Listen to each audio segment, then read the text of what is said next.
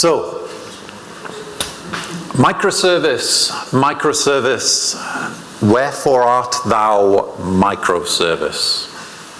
Shakespeare fans, how many Shakespeare fans we got in the room? 1, 2, 3. Okay, so Shakespeare fans, you're going to be disappointed. Non-Shakespeare fans, you're going to be probably ecstatic.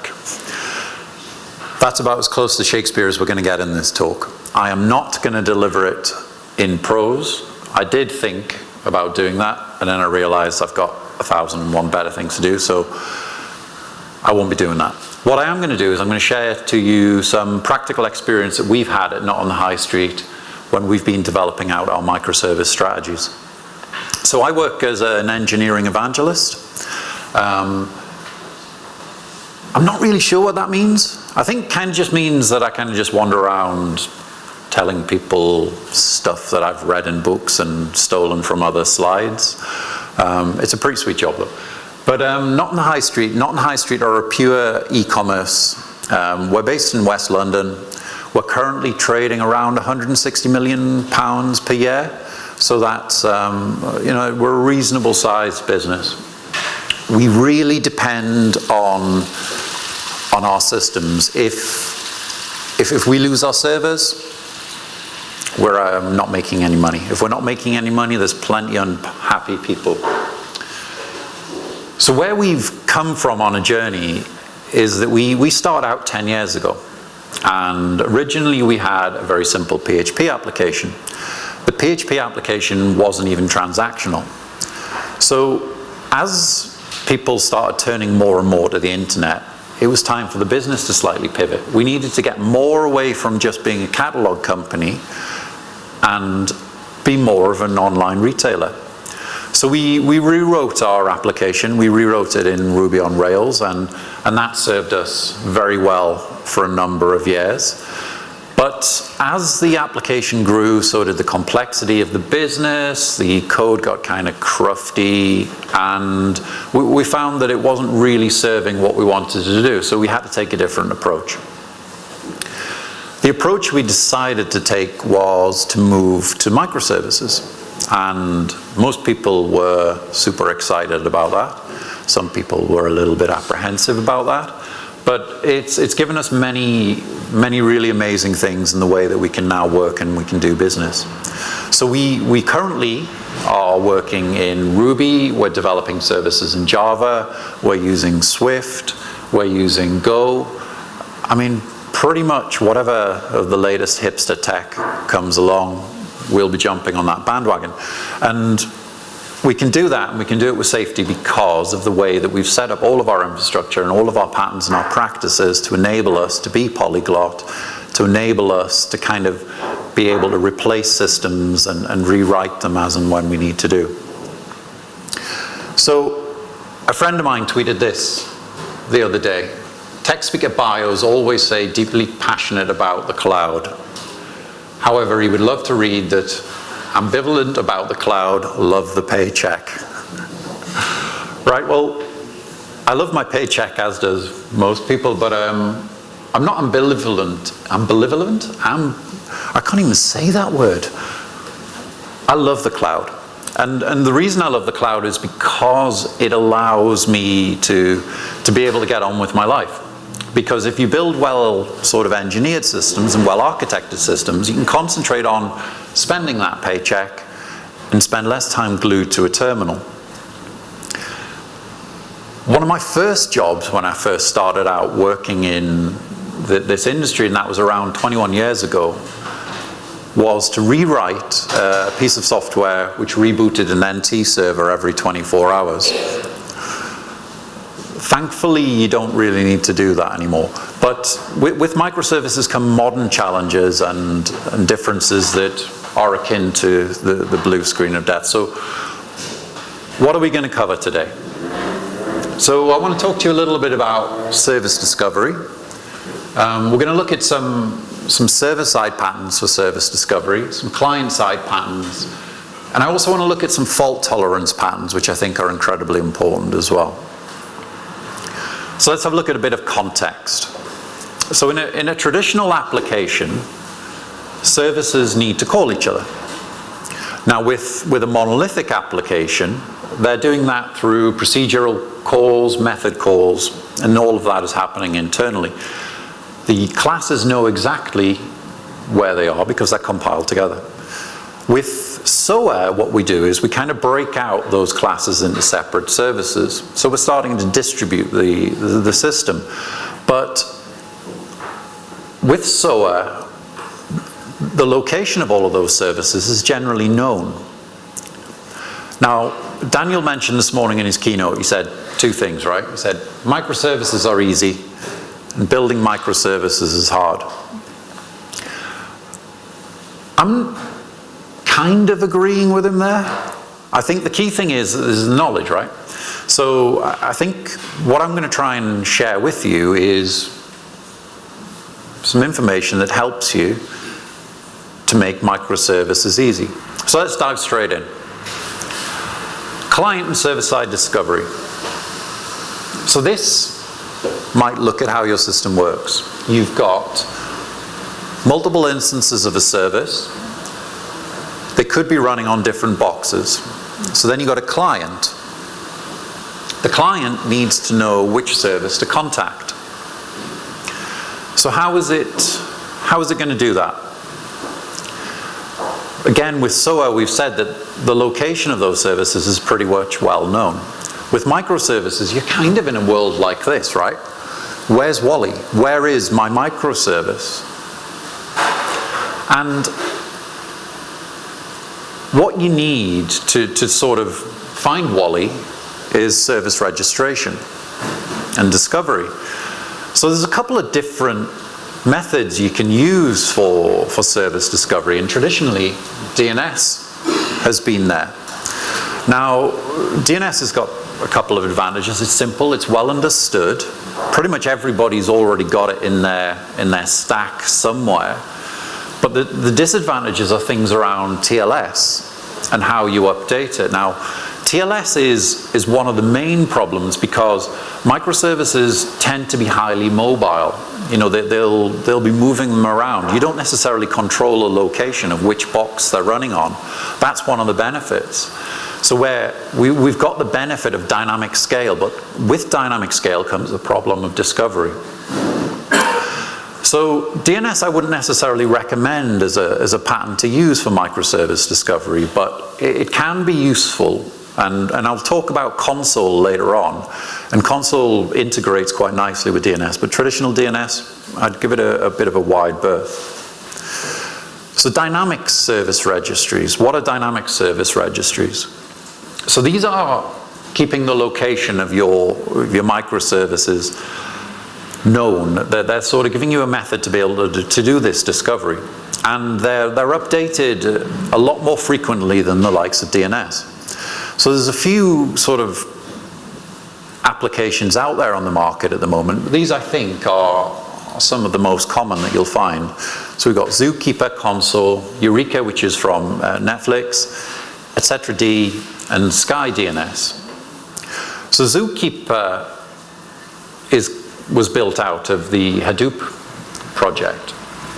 So it kind of is a little bit of a jack of all trade. It does a whole bunch of stuff. It'll do key value, it'll do service discovery, it'll do leadership election. It's used by quite a few products. So, you know, Cassandra, it's used by Mesos, it's used by like a whole bunch of stuff. And we use Zookeeper and not on the high street, but we don't use it for service discovery. We use it because we have to use it as part of our Mesos orchestration cluster. I think Zookeeper potentially is a little bit old in today's world. I mean, you know, times change, things move on at an incredible rate. So I think one of the things that there's a lot better out there. And I think CONSUL, for me, is one of my most favorite products when it comes to service discovery. So what CONSUL allows you to do is maintain that registry, but it'll also got a few extra tricks up its sleeve. It allows you to maintain a key value store, so you can use it for your configuration. It has a built-in DNS to query the service registry, which is awesome if you need that. But it's also got the capability around health checking. So CONSUL can actually check the health of your service, and if it's failing a health, it'll deregister it, which is incredibly useful. One of the other nice things about CONSUL is that it exposes a very simple HTTP API, and you can use this for absolutely everything. You can use it to query CONSUL, but you can also use it to update CONSUL. And again, we've got that DNS. So if you've got a system which can read SV service records from DNS, then you can use that. And it's updated, it's faster than the TTLs you'll get on a standard DNS. And then you've got EUREKA, and EUREKA is a product of Netflix, and EUREKA does one thing really and one thing only, and that is just a service registry. There are clients built in Java, which will automatically query the registry and then give you an HTTP client to make your sort of downstream requests. And it again exposes an HTTP interface, so you can write your own clients. But then we've got etc.d, and etc.d is quite a lightweight service discovery registry. So it uses RPC rather than HTTP REST, which may or may not work in your application stack. And again, it's concentrating on just that sort of very, very lightweight key value. It's kind of trying to do just one thing and one thing well. It's incredibly useful at scale, and Kubernetes uses it, and sort of a few other sort of large scales. It's very incredibly efficient, but it might not give you all of the capabilities that you need. Now, SkyDNS kind of sits as a very thin layer on top of etc.d, and that gives you some of the features that you're getting back out of CONSUL. So you've got the capability around being able to query etc.d using getting back service records that you can use.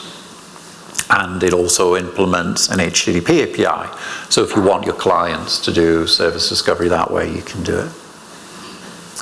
But how are you going to keep all of these things in sync, right? Because we've already said that the benefit of services, of microservices, is that you dynamically scale these things, right? You're constantly allowing them to adapt to the load and the forces that are being put onto them from your system. And that means that they're always changing. So you need a method to make sure that your service registry is constantly up to date.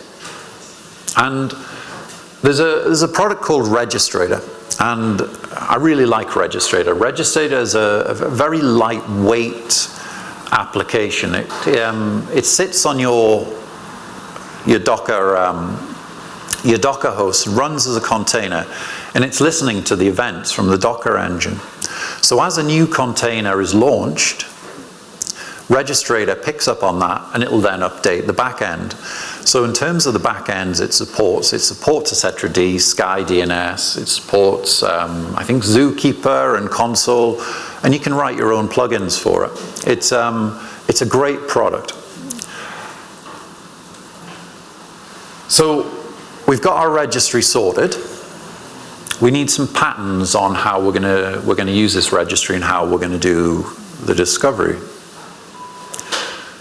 So there's two main patterns, I think. You've got server side and you've got client side. Let's have a look at server side discovery.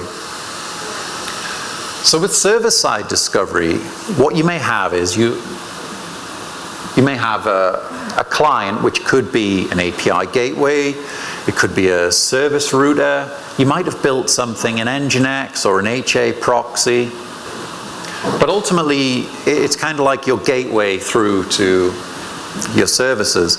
It contacts the registry and maintains the location of all of your services, and when you make a request for an endpoint, it'll automatically deal with the routing through to that particular service. Now the benefit of this is that You can put logic into there around routing. You can put logic into there around health checking. There's quite a few sort of different sort of patterns out there on the internet that you can find to use this. Where I find this pattern the most useful is when I'm dealing with my public APIs. So any request that's coming external from my system, I'll tend to route it through an API gateway like Kong. I'll manage with the load balancing. I can manage with things like rate limiting, and then I can pass that request onto my downstream. Internally, when we're talking about how microservices connect to each other, one of the patterns that we're starting to adopt at Not on the High Street is something called client-side discovery. And client-side discovery is kind of popularized by Hystrix, which again is Netflix. And that client has been implemented in all over the place in multiple different languages. So why would you do client-side discovery? Why not just do server-side discovery? Well, for me, client-side discovery gives you a little bit more of an option. Because on an individual service basis, what you can do is you can control how failure works. So if a fail to a downstream service doesn't work, what I can do is I can make a decision that I'm going to try the next one in my list. Or actually, I'm going to determine that I'm going to just throw a message back to the user. You can also start implementing some things like timeouts and circuit breaking, which I'm going to run into in a little while, a little bit easier in this. So this is definitely the pattern that we would use for service-to-service discovery. And again, don't write your own client. Fish around the internet, find the one that's suitable for your language. So, we've discussed that services may not be where you expect them to be, and that they are going to be constantly changing in size and number across the life cycle of your application. So what do you do when it all goes a little bit pear-shaped? So one of the things that you've got to be very careful of is trying to protect against cascading failure. So this morning when Daniel was talking through his presentation and I showed you the slide, which I cannot stress what an uncomfortable conversation that was. But we had a cascading failure, and the reason we had that was because we allowed too much traffic to go through to our back-end services and nothing gave. So because there was no breaking point, just everything collapsed at the same time. And that's not a great pattern to use, trust me. So I want to introduce you a couple of things. We're going to look at some timeouts. We'll look at circuit breaking, bulkheads, and then we'll look at the concept about failing fast. So timeouts. So timeouts, you need to be returning to the client immediately or as quickly as possible when a service isn't working. And you need to do that because you don't want to be blocking up connections into your downstream services. That's the sort of one of the things that'll trigger a a cascading failure. Timeouts are not out of the box. You know, you've got to think about these things. You should be looking at when you're putting together non-functional requirements around how your services or your features are going to work. You need to be looking at what should the timeout be for this downstream call? What happens if this downstream call doesn't work? What is the behavior I want my system to exhibit? And by having that effective strategy, you will create a more stable system. You're sort of giving the system somewhere to fail predictably. You're never going to avoid complete failure. And circuit breaking is a really interesting pattern. So we have 5 services in our little mini cluster, 5 microservices, and we're going to be load balancing through them. Now, when a downstream service fails, what you don't want to be doing is keep throwing requests at it, because those requests are just going to get blocked up and blocked up and blocked up. So the circuit breaking pattern looks at the number of failures that you're making to a particular downstream service. And once that tolerance has been exceeded, once the number of failures has occurred, what it'll actually do is it trips the circuit. So then any further requests to that downstream service will fail immediately.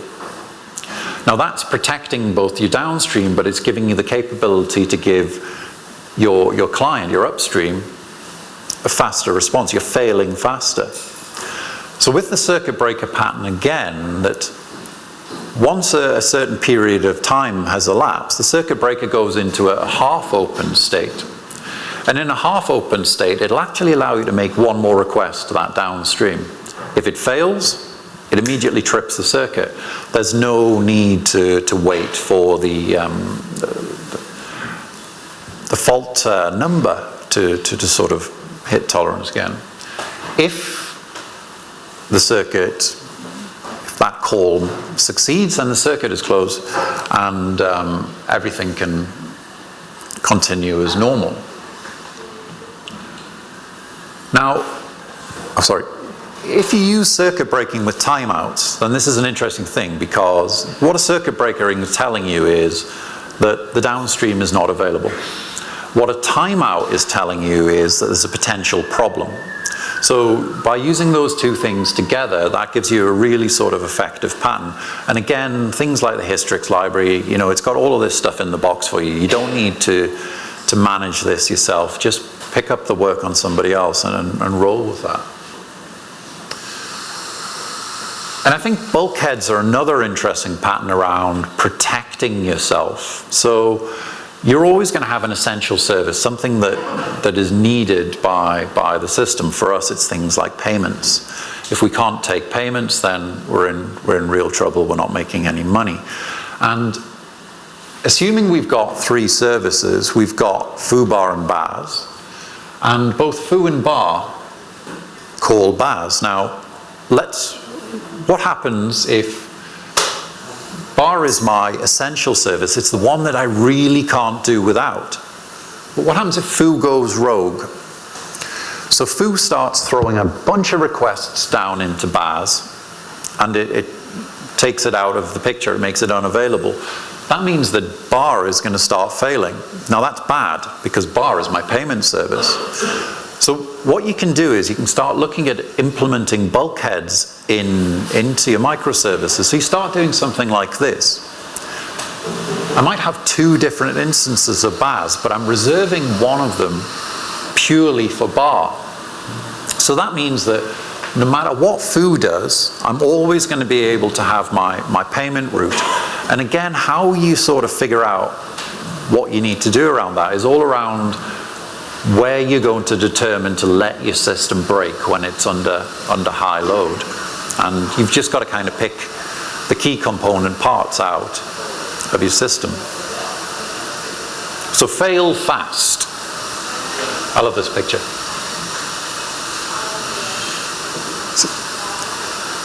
Now, in Release It, Michael Nygaard talks about things like doing a bit of a handshake. So if you want to call a downstream service, execute a handshake before you call it, and the service can then determine whether it can accept that call.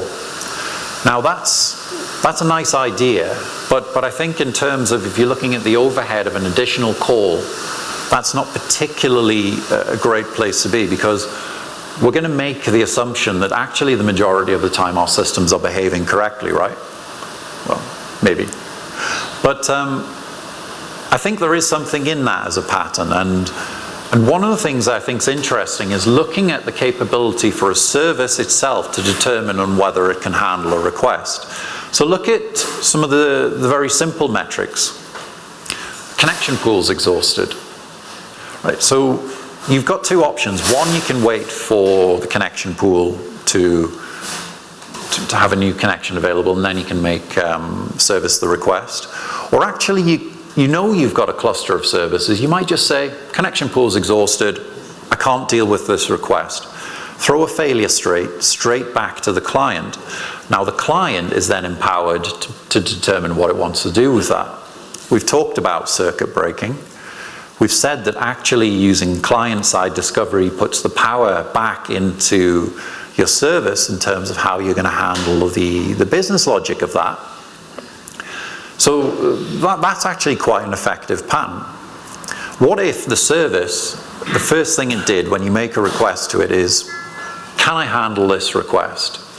It could be looking at connection pools. It could be looking at some simple metrics around CPU. It could be looking at, is its current SLA out of tolerance? Am I actually running slow? Immediately you could just return that failure state back to the client. You're already using circuit breaking. You're already using client-side load balancing. You can let it roll through. You're failing fast. You're not sending load to systems that can't deal with them.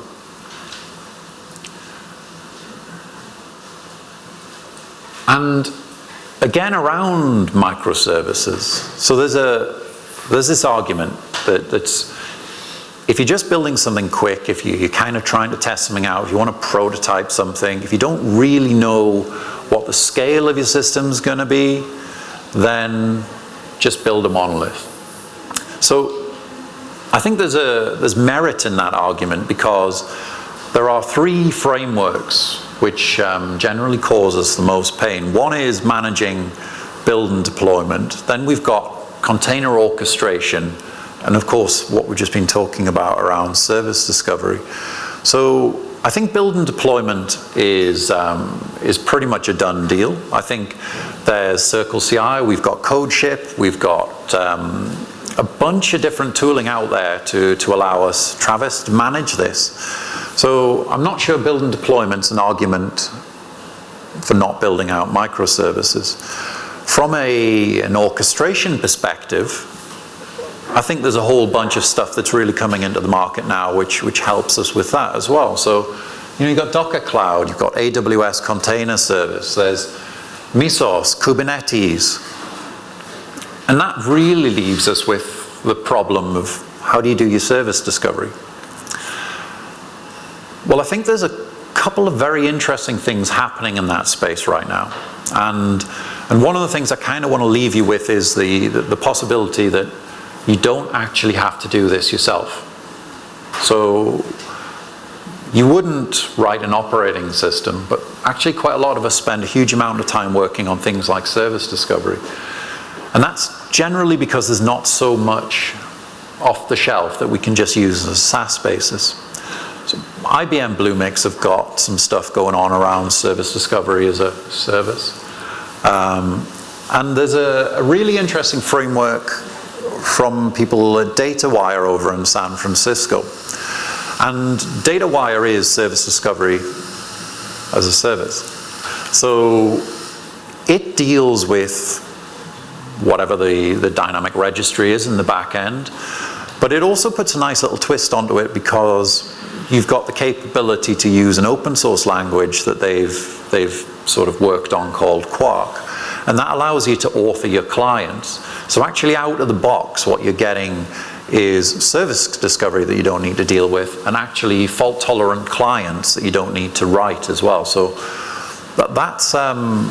that's a really nice thing, and I think there's going to be some great stuff coming from these guys, and I think also in the market space this year we're going to see a lot more products out that.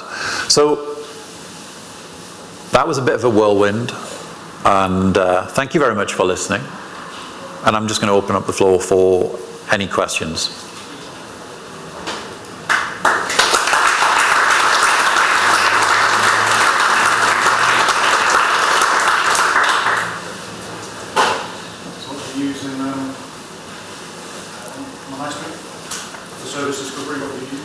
So we use a CONSUL and REGISTRATOR. So that's working out really well for us. From a sort of a server side, we're just about to implement an API gateway called Kong. That will then talk to CONSUL, and we can do so anything around our public APIs. Client side, we'll hit up CONSUL using a client-side method, mainly based on Hystrix.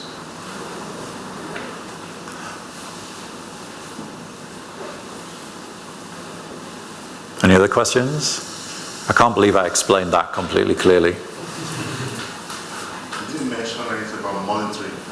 Yeah, so that's actually a very good point, and I think specifically around circuit breaking, you really want to know when you're breaking circuits, because that's not a good place to be. So a lot of the libraries out there, sort of the Hystrix library and stuff, will actually allow you to send that metrics around the time that your connection's taking, whether it's failed, whether it's succeeded, and we'll be able to either pump it out into the Hystrix server, but actually quite a lot of them will also output those metrics to statsd, etc statsd, so you can collect them in things like Datadog, or you can spin up your own carbon graphite stack.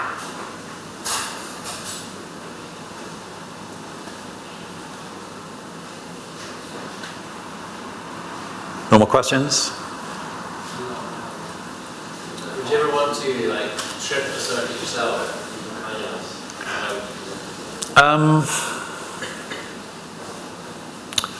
Probably not, because it would imply that you've got to do something inside the client library. I think what you might want to do yourself is look at the health checks and actually have a service deregister itself. I think that's a fairly common pattern, but I think in terms of circuit breaking, just let it sort of get on with its job, and just try and sort of deregister the services if they're misbehaving. So again, things like CONSUL can monitor a health endpoint that you specify. If it gets a fail response from that health endpoint, it'll deregister the service. So then that will then mean it's not available to things like your clients across the estate. But yeah, I think generally the circuit breaker pattern sort of just let it do what it sort of needs to do, and then sort of deal with the repercussions of that in your own sort of custom way. What sort of measures do you take to make sure CONSUL doesn't go down? That is a very good question. And so we run a cluster, and I think that's the key thing. So we run a cluster of five instances. We treat CONSUL as a priority one. So if there's ever any problems with CONSUL, we get on that straight away, and we make sure it works. Theoretically, with a single instance of CONSUL, we'll still be able to be serving requests. It's got fairly high throughput, but yeah, don't take any chances. You've got to sort of treat it as important as you would do a database. And CONSUL is quite nice. It'll deal with its replications. The eventual consistency on it's pretty decent, but yeah, keep on top of it. Which of your techniques will be most effective during your downtime? So effective health checks would have been one of them, because what we actually did was we DDoSed ourselves, and that wasn't the smart thing to do. So I think having effective health checks, and for having lower timeouts, I think as well, because actually all we did was we just created a huge bottleneck. And then the way that our Mesos cluster works is that if a service isn't responding to its health check, it will assume that the application is misbehaving, and it will kill it, and it will restart it. So in the instance of when we had our cascading failure, the health check was being too brutal. So the service was running slow, the health check was not responding, and the timeouts we had around Mesos was that we were just killing that instance. That meant the traffic didn't go away. The traffic just funneled down into a smaller cluster that all overloaded it. That then caused more containers to fail, and again and again and again. And eventually we literally were looking at the pattern where Mesos was starting and killing containers just all of the time, and no traffic was getting through to it. So I think trying to put that break point into your system and trying to design that in at the beginning. You know, something's got to give. It's better to protect the majority at the expense of a few. Don't try and satisfy everybody, because you just can't do it.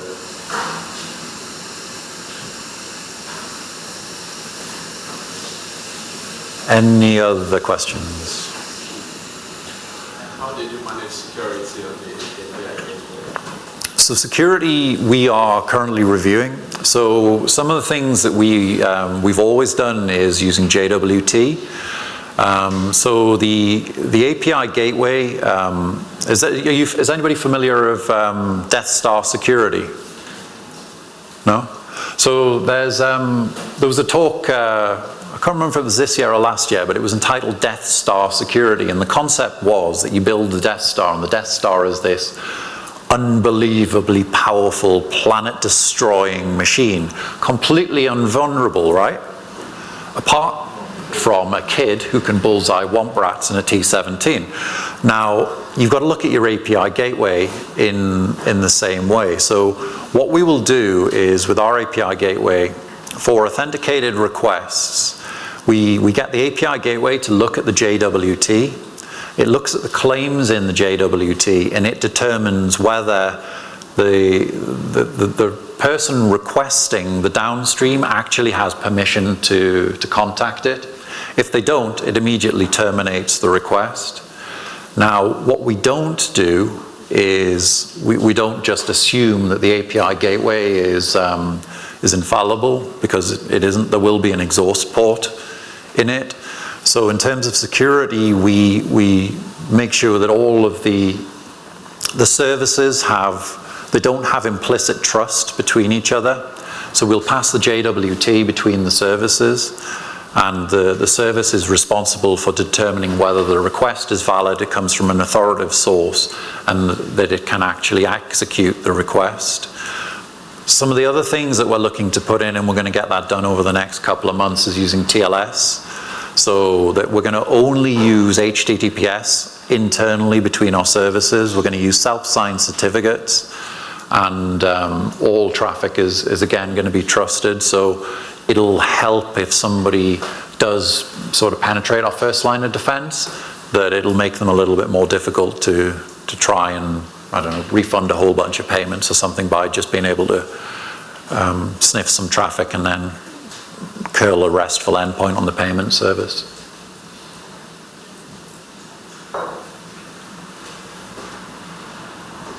Any other questions?